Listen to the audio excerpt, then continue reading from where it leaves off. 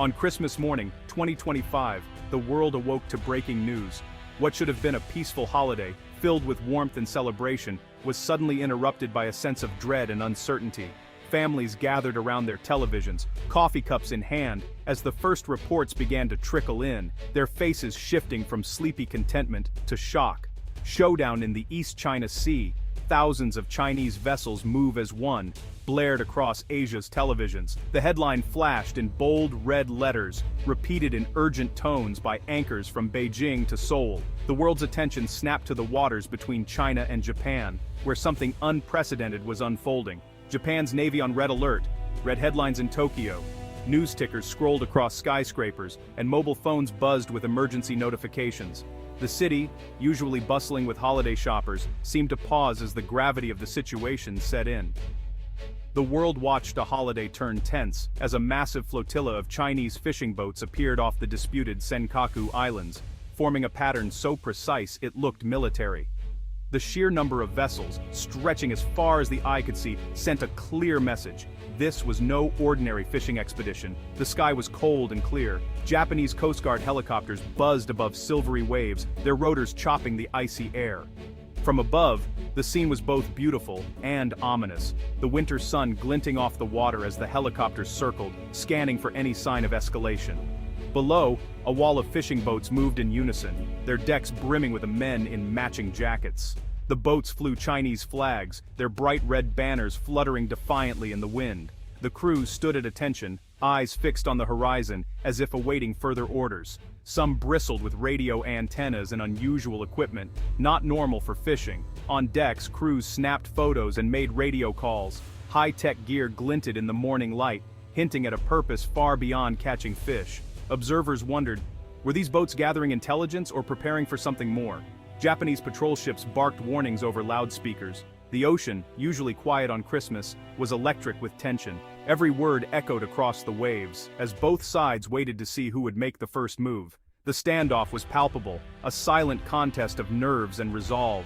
Across Japan, people sat stunned in their homes, watching as the nation's defense forces braced for the unknown. Parents tried to reassure their children, but the worry in their eyes betrayed their fear.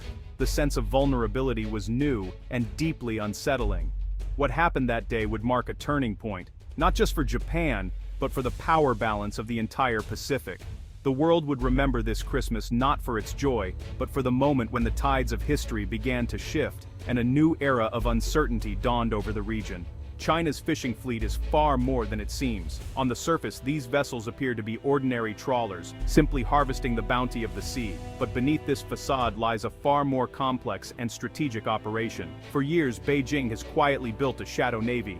Tens of thousands of civilian vessels trained, equipped, and sometimes paid to act on China's orders. These ships blend seamlessly into the civilian maritime landscape, making it difficult for outsiders to distinguish between genuine fishermen and those serving a different purpose. These boats make up the maritime militia.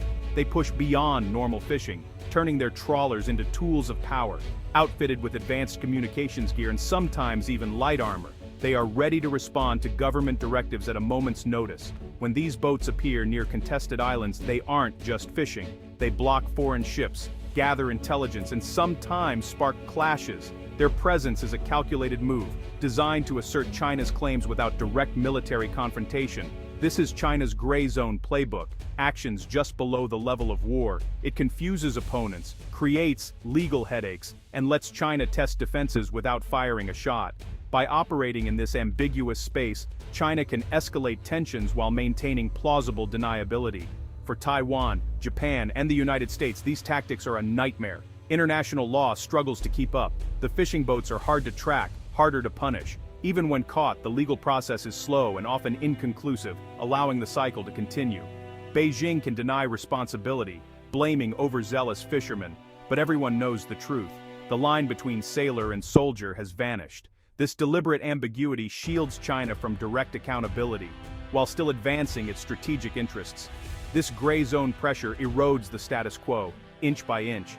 It's a slow invasion, hidden beneath the waves and headlines.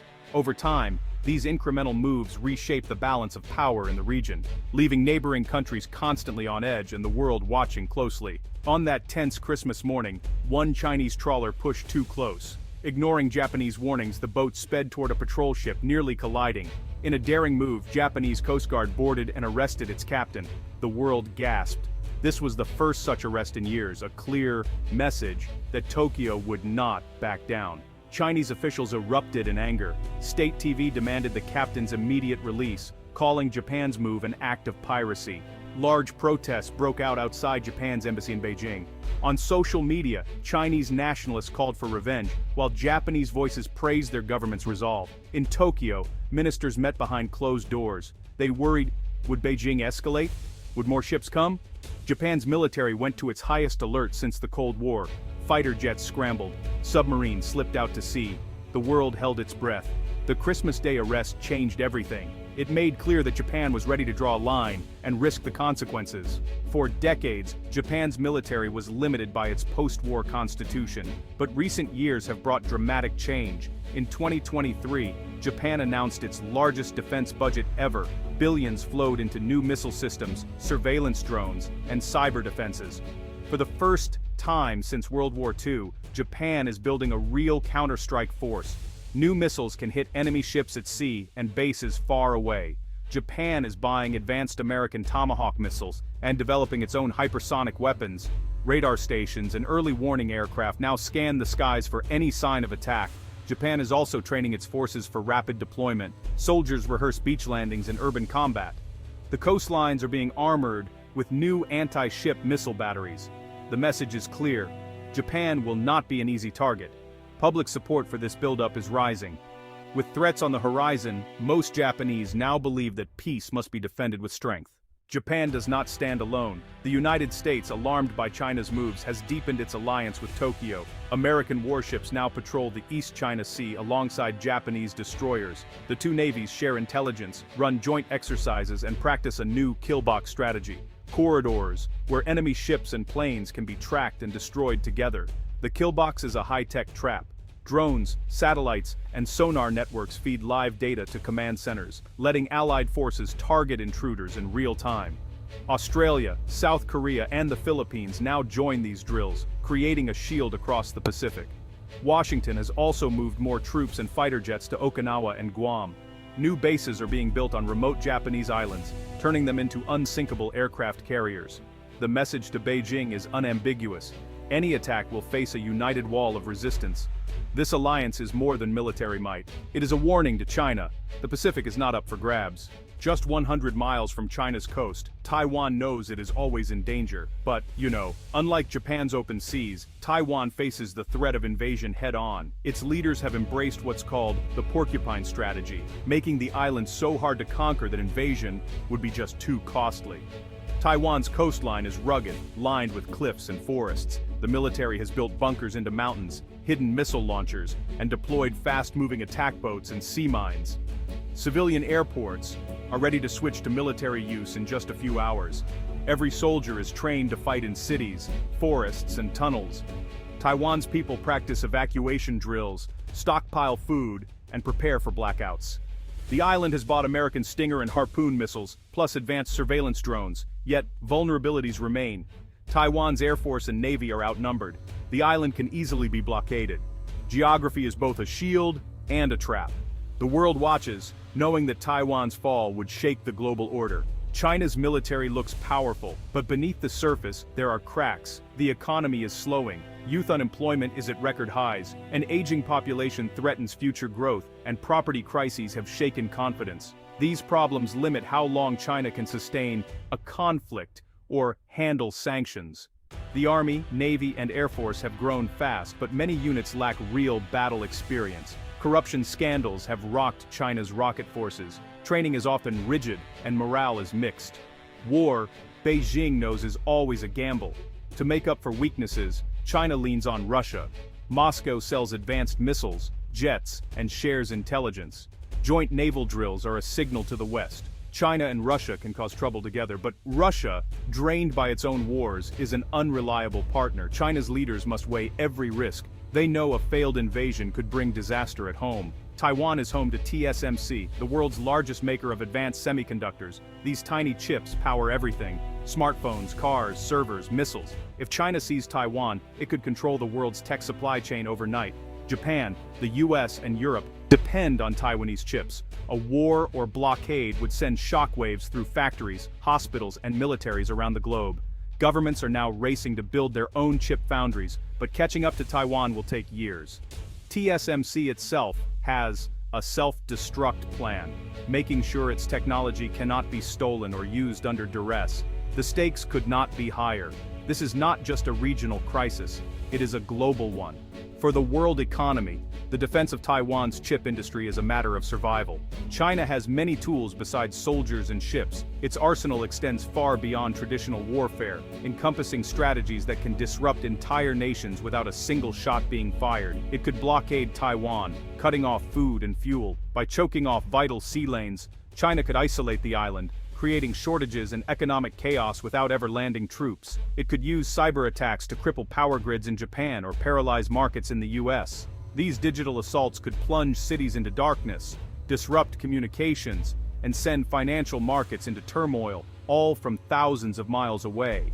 It has already tested electromagnetic pulses and GPS jamming in the East China Sea.